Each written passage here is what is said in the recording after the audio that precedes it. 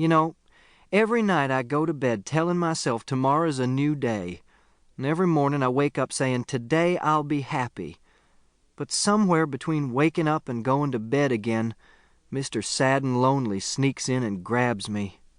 And no matter how hard I try, I can't shake him off. Suddenly, resentment oozed over Martin like a quart of molasses in a pint jar. Finding that violin was about the best thing that had ever happened to him.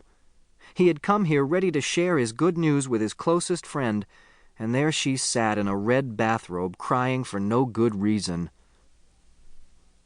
"I found a violin," he blurted out. Wileen stopped fanning and looked at him. "A what?"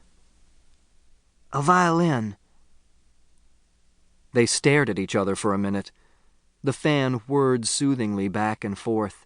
Frankie crooned on about strangers in the night. Wileen sat up. The sag in her shoulders lifted. "Where?" "Pickens, in a pawn shop." "Well, I'll be."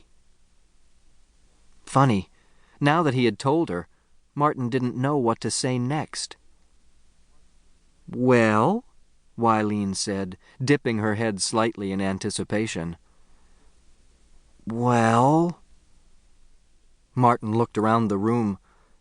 He had thought so much about that violin, but sitting here in Wileen's trailer actually talking about it made him realize that most of his thoughts had been fantasies, crazy little dreams that were about as far away from reality as an acorn from an oak tree. "Well?" Wileen said again. "Well, I don't know." "What do you mean you don't know?" Wileen looked at him like he was some kind of lunatic or something. He was beginning to wish he hadn't told her. "I mean I don't know," he said a little louder. "Well, don't you see?